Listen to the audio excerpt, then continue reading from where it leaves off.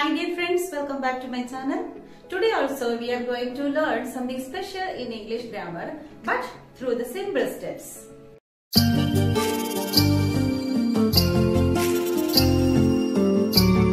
വളരെ ചെറിയ സ്റ്റെപ്പുകളിലൂടെ നമുക്ക് ഇംഗ്ലീഷ് ഗ്രാമർ അല്ലെങ്കിൽ ഇംഗ്ലീഷ് ഭാഷ വളരെ നന്നായിട്ട് പഠിക്കുവാൻ കഴിയും. അതാണ് നമ്മുടെ ഈ ക്ലാസിന്റെ പ്രത്യേകത.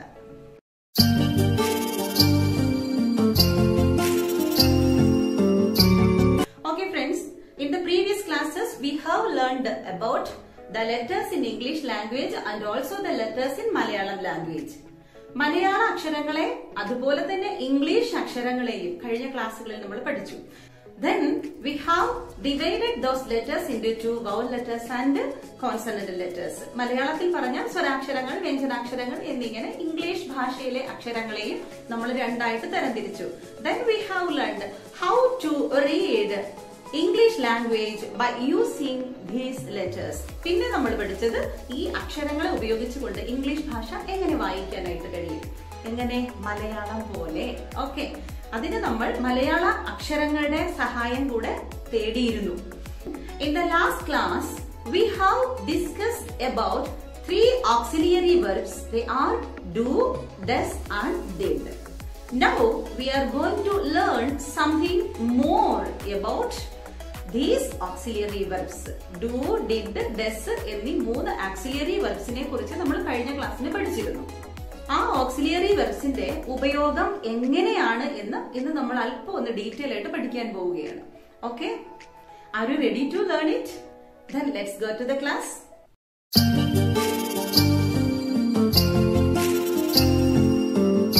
Okay friends, please listen here. Subject verb agreement. This is a very important part in English grammar. English ഗ്രാമറിലെ വളരെ പ്രധാനപ്പെട്ട ഒരു പാർട്ടാണ് സബ്ജക്ട് വേർബ് എഗ്രിമെന്റ് എന്നത്. മലയാളത്തിൽ ഒരു സെന്റൻസിൽ ഉള്ളതുപോലെ തന്നെ ഒരു സബ്ജക്റ്റും ഒരു വേർബും ഒരു ഒബ്ജക്റ്റും തീർച്ചയായിട്ടും ഒരു സെന്റൻസിൽ ഉണ്ടായിരിക്കണം, എങ്കിലേ ആ സെന്റൻസ് മീനിങ് ഫുൾ ആവുകയുള്ളൂ. At least there should be a subject and a verb in a sentence. ഏറ്റവും കുറഞ്ഞ പക്ഷം ഒരു സബ്ജക്റ്റും ഒരു വെർബും മാത്രമെങ്കിലും ഒരു സെന്റൻസിനകത്ത് ഉണ്ടായേ തീരൂ. ഇംഗ്ലീഷ് ഭാഷയെ സംബന്ധിച്ചിടത്തോളം സബ്ജക്റ്റും വെർബും ഉപയോഗിക്കുന്നതിൽ വളരെയധികം ശ്രദ്ധിക്കേണ്ടതുണ്ട്. So dear friends, today I would like to discuss with you a small part in English grammar connecting with subject verb agreement. Subject verb agreement എന്ന ആ ടോപ്പിക്കുമായി ബന്ധപ്പെട്ട് വളരെ ചെറിയൊരു ഭാഗം ഇന്ന് പഠിപ്പിക്കാനാണ് ഞാൻ താല്പര്യപ്പെടുന്നത്. Please listen here. Simple present. Simple present ടെൻസിൽ വരുന്ന ഓക്സിലിയറി വെർബ്സ് ആണ് do and does.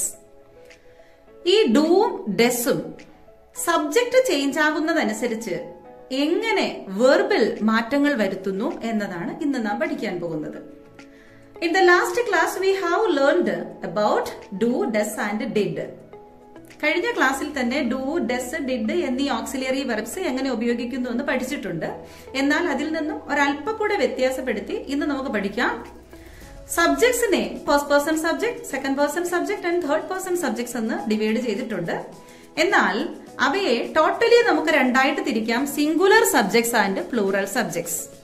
Singular subjects ഏതൊക്കെയാണ്? സിംഗുലർ മീൻസ് ഏകവചനം, ഒരാൾ മാത്രം, പ്രവൃത്തി ചെയ്യുന്നത് ഒരാൾ മാത്രമെങ്കിൽ സിംഗുലർ സബ്ജക്ട്സ് എന്നും, പ്രവൃത്തി ചെയ്യുന്നത് ഒന്നിലധികം വ്യക്തികൾ, ഞങ്ങൾ അല്ലെങ്കിൽ നമ്മൾ, അതുമല്ലെങ്കിൽ അവർ, ഇങ്ങനെയൊക്കെ ബഹുവചനമായി ഉപയോഗിക്കുന്നെങ്കിൽ പ്ലൂറൽ സബ്ജക്ട്സ് എന്നും നാം പറയുന്നു. Singular subjects are he, she and it. Plural subjects are I, we, you and they. ഏകവചന കർത്താവ് എന്ന് പറയുന്നത് അവൻ, അവൾ, അത്. പ്ലൂറൽ സബ്ജക്ട്സ് എന്ന് പറയുന്നത് ഞാൻ, ഞങ്ങൾ അഥവാ നമ്മൾ, നിങ്ങൾ, അവർ. സിംഗുലർ പ്ലൂറൽ സബ്ജക്ട്സ് ആയ he, she, it, I, we, you, they ഇവ ചേഞ്ച് ആകുന്നതനുസരിച്ച് നമ്മുടെ വേർബിന് എന്ത് മാറ്റമാണ് വരുന്നത്, ആ മാറ്റങ്ങൾക്ക് ഡൂവും ഡസും എങ്ങനെയാണ് ഹെൽപ്ഫുൾ ആയി തീരുന്നത്? Let's learn through some of the examples. ചില ഉദാഹരണങ്ങളിലൂടെ നമുക്കത് പഠിക്കാം. Number 1, he runs fast. അവൻ വേഗതയിൽ ഓടുന്നു അല്ലെങ്കിൽ അവൻ വേഗതയിൽ ഓടാറുണ്ട്. I wrote here all the sentences only in simple present tense. Simple present ടെൻസിൽ മാത്രമുള്ള സെന്റൻസുകളാണ് ഞാൻ ഇവിടെ എഴുതിയിരിക്കുന്നത്. Because we are using do and does only in simple present tense. Simple present ടെൻസിൽ മാത്രമേ നമുക്ക് ഡൂവും ഡസും ഉപയോഗിക്കുവാനായിട്ട് കഴിയുകയുള്ളൂ. Listen here. ഹി, അവൻ. അവൻ എന്ന് പറയുമ്പോൾ എത്ര പേരുണ്ട്? ഒറ്റയാൾ. So this is a singular subject. We know here we wrote singular subject. First one is he. അവൻ. Run plus does equals runs. കഴിഞ്ഞ ക്ലാസ്സിൽ നമ്മൾ പഠിച്ചതാണ്. We mixed the auxiliary verb does with this run. Run എന്ന് പറയുന്നതാണ് ഈ സെന്റൻസിലെ verb അഥവാ ക്രിയ, പ്രവൃത്തി. ആ റൺ എന്ന വെർബിന്റെ കൂടെ നാം ഡസ് ചേർത്തപ്പോൾ റൺസ് എന്നായി മാറി. പ്രത്യേകിച്ച് ശ്രദ്ധിക്കേണ്ട ഒരു കാര്യം, സിംഗുലർ സബ്ജക്ട്സ് ആണ് വരുന്നതെങ്കിൽ ഡസ് ചേർക്കുക, പ്ലൂറൽ സബ്ജക്ട്സ് ആണ് വരുന്നതെങ്കിൽ ഡു ചേർക്കുക. Here in the first section we can see here all the subjects are in singular. He runs fast. Then she sings alone. അവൾ ഒറ്റയ്ക്ക് പാടുന്നു അല്ലെങ്കിൽ അവൾ തനിച്ച് പാടാറുണ്ട്. Then it moves slowly. അത് സാവധാനത്തിൽ ചലിക്കുന്നു അല്ലെങ്കിൽ നീങ്ങുന്നു. Move plus does, moves. Sing plus does, sings. Run plus does, runs. Then Manu plays well. Play plus does equals plays. Manu നന്നായി കളിക്കാറുണ്ട് അല്ലെങ്കിൽ മനു നന്നായി കളിക്കുന്നു. Meera draws picture. മീര ചിത്രം വരയ്ക്കുന്നു അല്ലെങ്കിൽ മീര ചിത്രം വരയ്ക്കാറുണ്ട്. The dog barks loudly. പട്ടി ഉച്ചത്തിൽ കുരയ്ക്കാറുണ്ട്.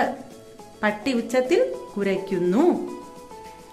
ഇതൊക്കെ സിംഗുലർ സബ്ജക്ട്സിൽ ഒരു സെന്റൻസ് നമ്മൾ ക്രിയേറ്റ് ചെയ്തപ്പോൾ വെർബിൽ വന്ന മാറ്റത്തെ കാണിക്കുന്ന സെന്റൻസുകളാണ്. ഒരു വെർബിന്റെ കൂടെ ഡസ് എന്ന ഓക്സിലിയറി വെർബ് ചേരുകയാണെങ്കിൽ ആ വെർബിനകത്ത് നമുക്ക് കാണുവാൻ കഴിയും ഒന്നുകിൽ എസ് അല്ലെങ്കിൽ E S. Here the verb is run. സബ്ജക്റ്റും വെർബും തമ്മിൽ ഒരു ഉടമ്പടി. സബ്ജക്റ്റ് സിംഗുലർ ആണെങ്കിൽ വെർബും സിംഗുലർ ആയിരിക്കണം. സബ്ജക്റ്റ് പ്ലൂറൽ ആണെങ്കിൽ വെർബും പ്ലൂറൽ ആയിരിക്കണം. This is the agreement between subject and verb. Please listen. Here are the plural subjects. I, we, you, they. I run fast. Same sentence, but here the subject is he, it is singular. Here the subject is I, it is plural. I എന്ന് പറയുമ്പോൾ ഒന്നിലധികം പേരുണ്ടോ എന്ന് സംശയം തോന്നാം. English ഭാഷയ്ക്ക് അങ്ങനെ ഒരു പ്രശ്നം കൂടെ ഉണ്ട്. ചില കാര്യങ്ങളിൽ അല്പസ്വല്പം അഡ്ജസ്റ്റ്മെന്റ് ഒക്കെ വരുത്തേണ്ടി വരും. ഇംഗ്ലീഷിൽ ഐ എന്ന് പറയുന്ന വേർഡ് ഒരു പ്ലൂറൽ സബ്ജക്റ്റ് ആയിട്ടാണ് ഉപയോഗിക്കുന്നത്. So the verb also changed into plural. I run fast. Why here came run? Which auxiliary verb is mixed with this verb? ഏത് auxiliary verb ആണ് run എന്ന വെർബിനകത്ത് അടങ്ങിയിട്ടുള്ളത് പറയാമോ? കഴിഞ്ഞ ക്ലാസ്സിൽ നമ്മൾ പഠിച്ചതാണ്. ഫസ്റ്റ് ഫോം ഓഫ് വെർബ് അഥവാ ഇൻഫിനിറ്റീവ് ഫോം ഓഫ് വെർബ് എങ്ങനെ എഴുതുന്നുവോ അങ്ങനെ തന്നെ നമുക്ക് ഡു ചേർന്ന വെർബിനെയും എഴുതുവാൻ കഴിയും. ഡു ചേർത്തത് കൊണ്ട് പ്രത്യേകിച്ച് ഒരു മാറ്റം ഇതിനകത്ത് കാണുവാനായിട്ട് കഴിയുകയില്ല. Then the next, we sing together. Together എന്ന് പറഞ്ഞാൽ ഒരുമിച്ച്. We, നമ്മൾ അല്ലെങ്കിൽ ഞങ്ങൾ. ഞങ്ങൾ ഒരുമിച്ച് പാടുന്നു അല്ലെങ്കിൽ ഞങ്ങൾ ഒരുമിച്ച് പാടാറുണ്ട്. Then you, നിങ്ങൾ, പ്ലൂറൽ സബ്ജക്റ്റ് ആണ്. You move slowly. നിങ്ങൾ സാവധാനത്തിൽ നീങ്ങാറുണ്ട്, അല്ലെങ്കിൽ നിങ്ങൾ സാവധാനത്തിൽ പോകുന്നു. മൂവ് ചെയ്യുക എന്ന് പറയുമ്പോൾ നമ്മൾ മലയാളത്തിൽ പറയുമ്പോൾ നീങ്ങുക, ചലിക്കുക എന്നൊക്കെയാണ് മീനിങ് എങ്കിലും നമ്മുടെ ഭാഷയ്ക്കനുസരിച്ച് മാറ്റം വരുത്തിയാൽ എങ്ങനെ ഇരിക്കും? യു മൂവ് സ്ലോലി എന്ന് പറഞ്ഞാൽ നിങ്ങൾ സാവധാനത്തിൽ പോകുന്നു, അല്ലെങ്കിൽ നിങ്ങൾ സാവധാനത്തിൽ പോകാറുണ്ട് എന്നായി മാറും. Then the last sentence, they play well. They also plural subject. അവർ നന്നായി കളിക്കുന്നു, അവർ നന്നായി കളിക്കാറുണ്ട്. ഓക്കെ, സബ്ജക്ട്സ് അഥവാ കർത്താവ്, പ്രവൃത്തി ചെയ്യുന്നയാൾ 3 തരത്തിലാണ് ഉള്ളത്. 3 persons, first person, second person, third person. എങ്കിലും ഈ സബ്ജക്ട്സിനെ എല്ലാം നമുക്ക് 2ആയി തിരിക്കാൻ കഴിയും, സിംഗുലർ ആൻഡ് പ്ലൂറൽ. ഇവിടെ സബ്ജക്ട് വെർബ് എഗ്രിമെന്റ് എന്ന പാർട്ടിൽ പ്രധാനമായും ശ്രദ്ധിക്കേണ്ട കാര്യം, സിംഗുലർ സബ്ജക്റ്റ് ആണ് വരുന്നതെങ്കിൽ വെർബ് സിംഗുലർ ആയിരിക്കണം, പ്ലൂറൽ സബ്ജക്റ്റ് ആണ് വരുന്നതെങ്കിൽ വെർബ് പ്ലൂറൽ ആയിരിക്കണം. This is subject verb agreement. ഇതിന്റെ ഡീറ്റെയിൽ ആയിട്ടുള്ള കാര്യങ്ങൾ അടുത്ത ക്ലാസ്സുകളിൽ നമ്മൾ പിന്നെയും പഠിക്കുന്നതായിരിക്കും. ഡു, ഡസ് എന്നീ ആക്സിലറി വെർബ്സ് എങ്ങനെയാണ് ഒരു സബ്ജക്ട് ചേഞ്ച് ആവുന്നതനുസരിച്ച് വെർബിൽ ചേഞ്ച് വരുത്തുന്നത് എന്നാണ് നമ്മൾ പഠിച്ചത്. എന്നാൽ അതോടൊപ്പം തന്നെ നമ്മൾ ചേർത്ത് പഠിച്ച മറ്റൊരു ഓക്സിലറി വെർബ് ഉണ്ട്, ഡിഡ്. ഈ ഡിഡ് വന്നാൽ ടെൻസ് മാറും. ഇത് സിമ്പിൾ പ്രസന്റ് ടെൻസിലുള്ളതാണെങ്കിൽ ഡിഡ് വരുമ്പോൾ സെന്റൻസ് സിമ്പിൾ പാസ്റ്റ് ടെൻസിലേക്ക് അല്ലെ പാസ്റ്റ് സിമ്പിൾ ടെൻസിലേക്ക് ചേഞ്ച് ആകുന്നു. അങ്ങനെയായാൽ കഴിഞ്ഞ ക്ലാസ്സിൽ പഠിച്ചത് ജസ്റ്റ് ഓർമ്മിപ്പിക്കാൻ വേണ്ടി പറയുകയാണ്. റൺ എന്ന ഇൻഫിനിറ്റീവ് ഫോമിലെ വെർബിന്റെ കൂടെ ഡിഡ് ചേരുമ്പോൾ ran, sing plus did sang, move plus did moved, play plus did played, draw plus did drew, bark plus did barked. ഇവിടെ ഡ്രൂ എന്നൊരു പദം ശ്രദ്ധിച്ചോ? കഴിഞ്ഞ ക്ലാസ്സിൽ ഞാൻ പറഞ്ഞു തന്നതാണ്. ചില വാക്കുകളിൽ ഡിഡ് ചേർന്നാൽ, ചില വെർബുകളിൽ ഡിഡ് ചേർന്നാൽ ഇ ചേർത്താൽ മതിയാകും. നമുക്കത് വളരെ എളുപ്പമായിരിക്കും. Moved, played, backed.